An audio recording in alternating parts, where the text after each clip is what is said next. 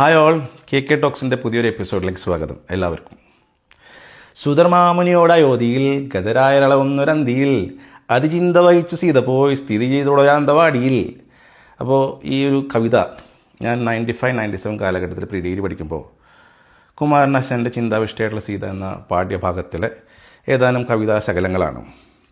അന്ന് ഞാനിത് ആസ്വദിച്ചിട്ടുള്ളത് മഹാനായിട്ടുള്ളൊരു കവിയായിട്ടുള്ള കുമാരനാശാൻ്റെ കാവ്യഭംഗം തുളുമ്പുന്നൊരു കവിത, സീതയുടെയും രാമൻ്റെയും കഥ പറയുന്നൊരു കവിത, മനോഹരമായിട്ടുള്ളൊരു കാവ്യം. പക്ഷേ ഇന്ന് 30 വർഷങ്ങൾക്കിപ്പുറം ഞാനൊരു അധ്യാപകനായിരിക്കുമ്പോൾ ഞാൻ പഠിപ്പിക്കുന്ന വിദ്യാർത്ഥികൾ ഒരു പക്ഷേ ഈ കവിത സ്വീകരിക്കുന്നത് how this poem can make them to feel about their life, അല്ലെങ്കിൽ മോഡേൺ ലൈഫിൻ്റെ കോംപ്ലക്സിറ്റീസ് ഈ കവിതയുടെ ഭാഗങ്ങൾ വെച്ചിട്ട് എങ്ങനെ അവർക്ക് റിലേറ്റ് ചെയ്യാൻ പറ്റും എന്നതിനെ ആശ്രയിച്ചിട്ടായിരിക്കും ഒരു പക്ഷേ അവരുടെ ആസ്വാദനം ഇരിക്കുന്നത്. അതെ, ഞാൻ സംസാരിക്കാൻ ആഗ്രഹിക്കുന്നത് പുതിയ ജനറേഷനെ കുറിച്ചിട്ടാണ്.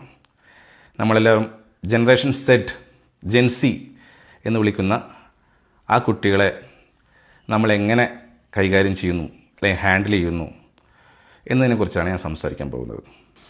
പലപ്പോഴും അധ്യാപകരും പാരൻസൊക്കെ പറഞ്ഞു കേട്ടിട്ടുണ്ട്, handling Gen Z is a tough thing, അവരെ കൈകാര്യം ചെയ്യാൻ ബുദ്ധിമുട്ടാണ്, അവരെ റിലേറ്റ് ചെയ്യാൻ പറ്റുന്നില്ലെന്നും.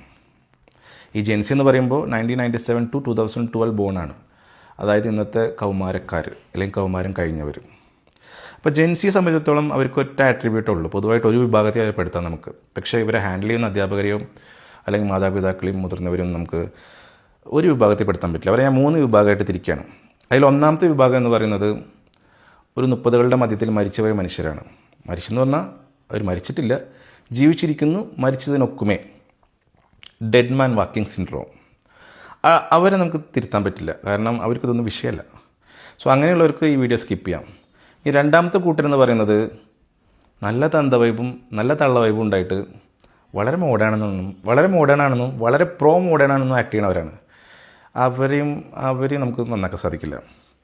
മൂന്നാമത്തെ ഒരു വിഭാഗമുണ്ട്, ഈ അധ്യാപനം അല്ലെങ്കിൽ പാരൻറ്റിങ് ഒക്കെ ചെയ്യുമ്പോൾ അത് വളരെ ഹൃദയപൂർവ്വം ചെയ്യണമെന്നും ഈ കുട്ടികളുടെ കണ്ണിലൂടെ കാര്യങ്ങൾ നോക്കിക്കാണണമെന്നും ആ ഒരു പ്രോസസ്സ് വളരെ ബ്യൂട്ടിഫുൾ ആക്കണമെന്ന് ആഗ്രഹിക്കുന്നവരുണ്ട്. അതുവഴി ആ ചെയ്യുന്ന പ്രക്രിയ ഒരിക്കലും മടുക്കാത്തൊരു കാര്യമായിരിക്കണമെന്ന് ആഗ്രഹിക്കുന്ന ചില മനുഷ്യർ, വളരെ തുച്ഛ മനുഷ്യരാണ്. അവർക്ക് വേണ്ടിയിട്ടാണ് ഈ വീഡിയോ. അപ്പോൾ നമുക്ക് ഈ ജെൻസിയുടെ പൊതുവായിട്ടുള്ള സ്വഭാവ സവിശേഷതകൾ എന്താണെന്ന് നോക്കാം. അപ്പോൾ ഞാനിത് നമ്മുടെ ഉസ്താദ് ഹോട്ടലിൽ തിലകൻ പറയില്ലേ, വൈസി നീ അതൊന്ന് തിരിച്ചാലോചിച്ച് വെക്കുന്ന പറയും. അതുപോലെ ഒന്ന് തിരിച്ചാലോചിച്ച് നോക്കിയിട്ടാണ് ഈ കാര്യങ്ങൾ പറയുന്നത്. അപ്പോൾ ഒന്നാമത്തെ ആട്രിബ്യൂട്ട്, ഇവരുടെ ഒരു ഡിജിറ്റൽ നോളജിലോ ടെക്നിക്കൽ എക്സ്പെർട്ടൈസോ നമുക്ക് തോൽപ്പിക്കാൻ പറ്റില്ല. അപ്പോൾ നമ്മൾ കരുതും അവരത് ഡിജിറ്റൽ ഏറെ ജനിച്ചുകൊണ്ടാണ് അവർക്ക് എടുക്കുന്നത്. പക്ഷെ അതുകൊണ്ടല്ല, നമ്മൾ സ്ലോവാണ്. രണ്ടാമത്തെ പോയിൻ്റ്, ഇവർ വളരെ കോമ്പാക്റ്റാണ്. ഇവരുടെ മുഖത്ത് നമുക്കൊരു എക്സ്പ്രഷൻ പിടിച്ചെടുക്കാൻ പറ്റില്ല. They won't show expression in their face actually. അതിൻ്റെ അർത്ഥം അവർക്ക് ഇമോഷൻസ് ഇല്ലെന്നല്ല, ദേ ഹാവ് ഇനഫ് ഇമോഷൻസ്. പക്ഷേ അവരുടെ ഇമോഷൻസ് നിങ്ങളെ കാണിക്കാൻ അവരാഗ്രഹിക്കുന്നില്ല. മൂന്നാമത്തത് ഞാനൊക്കെ ഫേസ് ചെയ്യുന്നൊരു പ്രോബ്ലമാണ്. ഈ കുട്ടികളെ എൻ്റെ മകനെയൊക്കെ, വിദ്യാർത്ഥികളെ ആരെങ്കിലുമൊക്കെ ഒരു റീൽ എടുക്കാനോ ഒരു കണ്ടൻറ്റ് ക്രിയേറ്റ് ചെയ്യാനോ ഒരു സ്റ്റോറി ഉണ്ടാക്കാനൊക്കെ വിളിച്ചു കഴിഞ്ഞാൽ, പബ്ലിക് സ്പേസിലേക്ക് വിളിച്ചു കഴിഞ്ഞാൽ പൊതുവെ നമ്മുടെ അഭിപ്രായങ്ങൾ അവർ സ്വീകരിക്കില്ല, അല്ലെങ്കിൽ അതിനോട് താല്പര്യം കാണിക്കില്ല, നിസ്സഹരണമാണ്. അതിൻ്റെ കാരണം അവർക്ക് ലജ്ജയോ മടിയോ ഒന്നുമല്ല. അതിൻ്റെ കാരണം നിങ്ങൾ ഉണ്ടാക്കുന്ന പ്രൊഡക്റ്റിൻ്റെ ആസ്തെറ്റിക് ബ്യൂട്ടിയിൽ അവർക്ക് വിശ്വാസമില്ല. മാത്രമല്ല, അവരെ സംബന്ധിച്ചിടത്തോളം നിങ്ങൾ ക്രിഞ്ചാണ്. അടുത്ത പോയിൻ്റ് എന്താ വെച്ച് കഴിഞ്ഞാൽ, ഇവർ ഒറ്റയ്ക്ക് ഇരിക്കാനും ഒറ്റയ്ക്ക് സമയം സ്പെൻഡ് ചെയ്യാനാണ്, റൂമിലേക്ക് ഇരുന്ന് സ്പെൻഡ് ചെയ്യാനാണ് അവർ ശ്രമിക്കുന്നത്.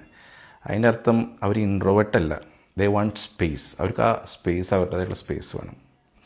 ഇനിയൊരു പോയിൻ്റ് എന്ന് പറയുന്നത്, അടുത്തൊരു പോയിൻ്റ് എന്ന് പറഞ്ഞാൽ നമ്മളൊരു ആർഗ്യുമെൻറ്റിനെ വരെ വിളിച്ചു കഴിഞ്ഞാൽ ഇവർ നമ്മുടെ അടുത്ത് അവരുടെ പോയിൻറ്റ്സ് പറയും, അവരുടെ കാഴ്ചപ്പാട് ആ വിഷയത്തിൽ പറയും. പക്ഷേ ആ ആർഗ്യുമെൻറ്റ് കണ്ടിന്യൂ ചെയ്യാൻ അവർ ആഗ്രഹിക്കുന്നില്ല. അതിൻ്റെ കാരണം അവർക്ക് പോയിൻറ്റ്സ് ഇല്ലാത്തതല്ല, മറിച്ച് they don't want to waste their time, they want to use the time for leisure. ഇനി പലപ്പോഴും പാരൻസൊക്കെ പറയുന്നൊരു കാര്യമാണ് അടുത്ത പോയിൻ്റ്. ഒരു കാര്യം വീണ്ടും അനുസരിക്കുന്നില്ല, അപ്പോൾ വീണ്ടും പറയുമ്പോൾ അവർക്ക് ഇറിറ്റേഷൻ വരികയാണ്, ദേഷ്യം വരികയാണെന്ന്. അതിൻ്റെ കാരണം അവർക്ക് വലിയ ദേഷ്യക്കാരായിട്ടല്ല, അവർക്ക് ഒരു കാര്യം ഒരു തവണ പറഞ്ഞാൽ അത് മനസ്സിലായിട്ടുണ്ട്, പിന്നെ അത് അവരുടെ ഡിസിഷനാണ്, അത് കേൾക്കണോ വേണ്ടെന്നുള്ളത്. അടുത്ത പോയിൻ്റ്, ഏറ്റവും പ്രധാനപ്പെട്ട പോയിൻ്റ്. അപ്പോൾ നമ്മുടെ ജീവിതത്തിലെ ജീവിച്ചൊരു അനുഭവ സമ്പത്തുണ്ടല്ലോ, ആ ഒരു അനുഭവ സമ്പത്ത് വെച്ചിട്ട് ഈ കൃത്രിമവും കളവൊക്കെ മറച്ചു വെച്ചിട്ട് ഒരു നന്മമരം കളിച്ചിട്ട് ഇവരെ സ്വാധീനിക്കാൻ അല്ലെങ്കിൽ ഇവരെ ഇമ്പ്രസ് ചെയ്യാൻ നമ്മൾ ശ്രമിച്ചു കഴിഞ്ഞാൽ നടക്കില്ല. They will identify you as fraud. Because അവർക്ക് നിങ്ങളെ നിരീക്ഷിച്ചുകൊണ്ട് തന്നെ നിങ്ങളുടെ സ്വഭാവം മനസ്സിലാക്കാനുള്ള കഴിവുണ്ട്. They can simply identify you by observing you. അപ്പോൾ ഇതൊന്നും അഡ്വൈസസ് അല്ല, ഇതൊക്കെ മാർഗ്ഗനിർദ്ദേശങ്ങളാണ്. എന്നെ പോലെയുള്ളവർക്ക് അല്ലെങ്കിൽ അധ്യാപകർക്ക്, പാരൻസിനൊക്കെ യൂസ് ചെയ്യാൻ പറ്റുന്ന മാർഗ്ഗനിർദ്ദേശങ്ങളാണ്. ഇതൊക്കെ നിങ്ങൾക്ക് എല്ലാവർക്കും ഫലപ്രദമാകട്ടെ എന്ന് ആശംസിക്കുന്നു.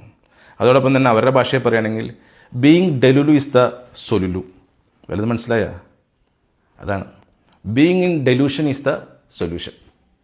അപ്പോൾ അടുത്ത വീഡിയോയിൽ വീണ്ടും കാണാം. ബൈ.